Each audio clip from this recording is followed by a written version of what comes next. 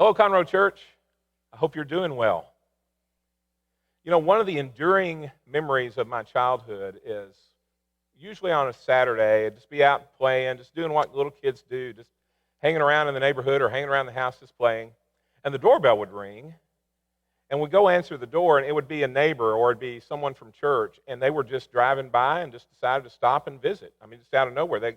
No agenda, no plan, no calling ahead. They would just stop and visit. And so my parents would invite them into the living room, get them something to drink, and my parents would drop whatever they were doing, and they would just visit. They'd just talk, just have a good time catching up and seeing what was going on in each other's lives. And if they had a kid with them, that was even better, because then I got to play with them. But I just remember over and over that happening. I remember the reverse happening as well. We would go out on Saturdays sometimes. We'd all be in the car. Someone would go, "Hey, I wonder what's going on with so-and-so."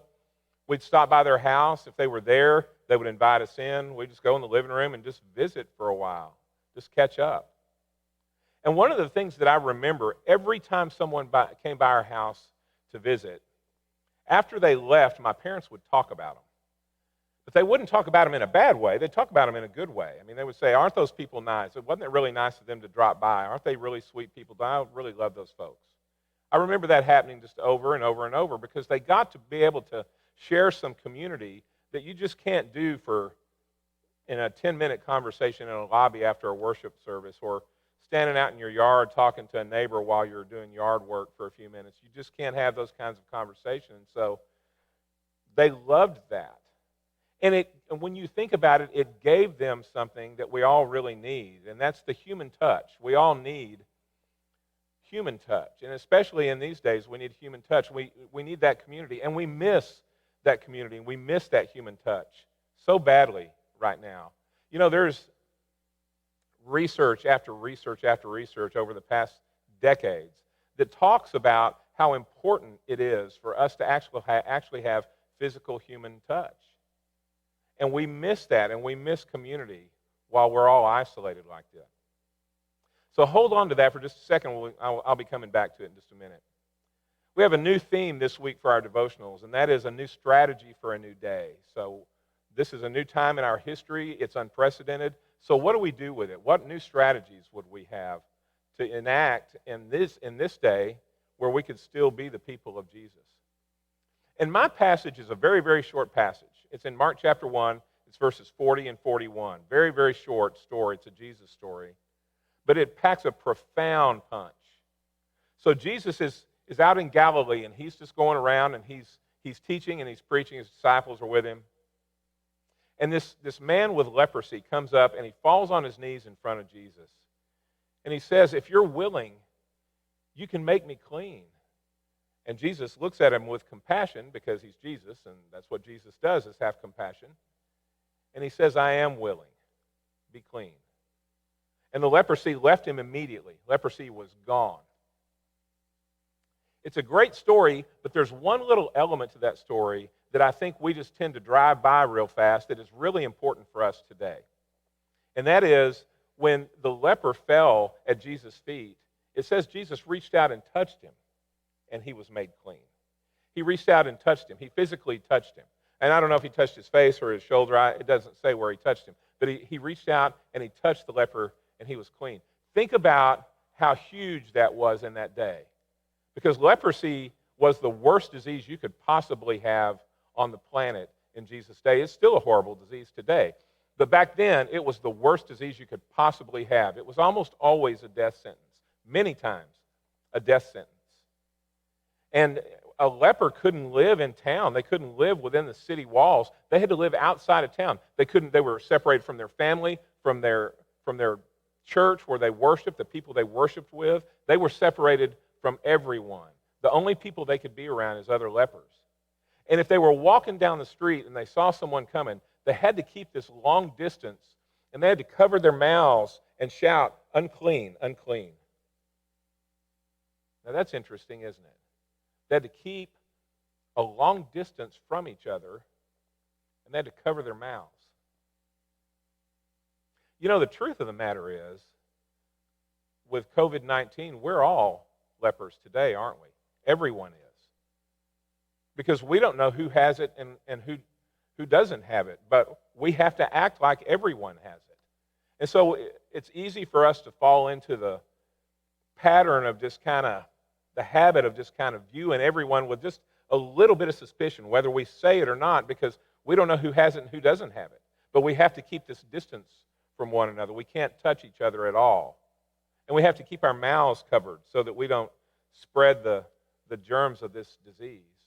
And so really, in a very real sense, we're all the lepers of today right now, aren't we? And what we need more than anything else, because of this isolation, and I know you've probably felt this time and time again, is we need human touch. I mean, we can only physically touch the people that we're already around, our family members or our spouse or whoever we're around all the time. We can't touch anyone else. We can't shake hands.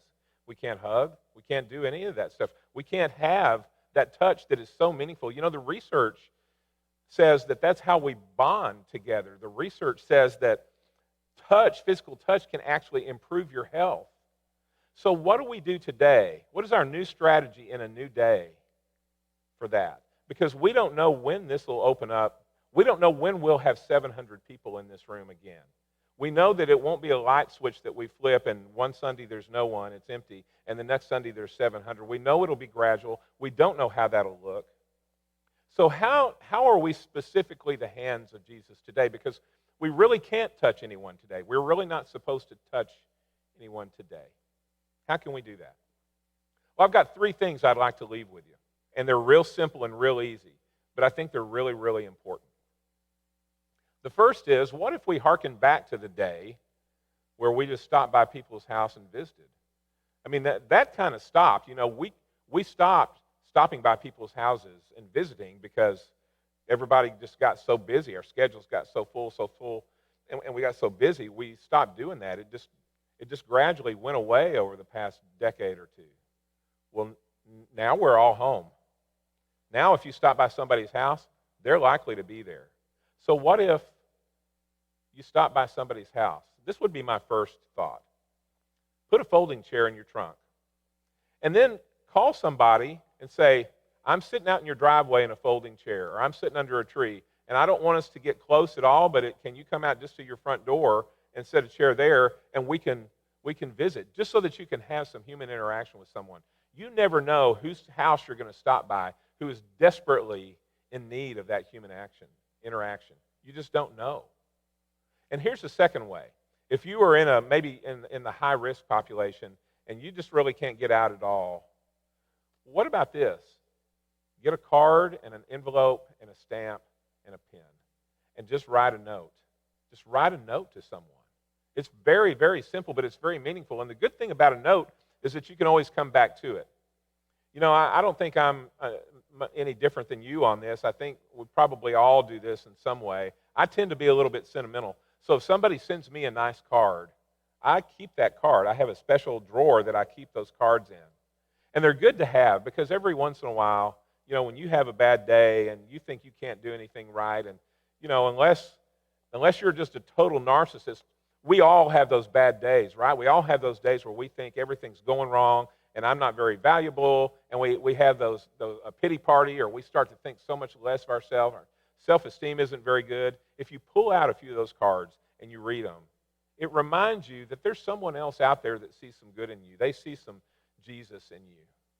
So just get out a card and write a note to somebody, especially if they're in the high-risk population. Those are the folks who really have a hard time coming out the door. Write a note to them. They can read it over and over and over. And here's the third thing.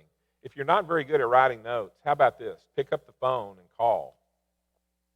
You know, one of the things that we lost when we stopped visiting with people is we started almost viewing people with suspicion. And so we don't even answer the door when someone knocks on our door unless it's somebody that we know. And that extends over to the phone. We don't even answer the phone usually if it's a number that we don't know. Well, what if you just picked up the phone and called somebody? Someone who is, especially if you know somebody that's by themselves. If you know a single mom who is really struggling and she's trying to juggle, whether she's kept her job and she's trying to juggle job and kids and trying to figure out how you do daycare and all that kind of stuff, or what if it's a single mom who lost her job and she's with the kids all day and she doesn't know what to do? A phone call would mean so much. The thing is, Jesus showed us how to be him to other people. We talk about being the hands and feet of Jesus to people all the time. Here's one way we can be the hands of Jesus, that we can touch someone without physically touching them. We can stop by someone's house, keep a great distance so that you don't make them uncomfortable, but just have a conversation in their front yard or in their driveway or under a tree. Keep your distance. Or write them a note. Or just pick the phone up and give them a call. Right now, as the time goes further and further along that we find ourselves in isolation, before everything is all opened up again, which will be a while, it's going to be a gradual reopening, so before it's all opened up again, this is prime time for followers of Christ to literally be the hands and feet of Jesus and give the human touch that Jesus showed us was so very important. So church, let's go be the touch of Jesus to people who are really, really struggling right now and show them the love of Jesus. Conroe Church, go in peace.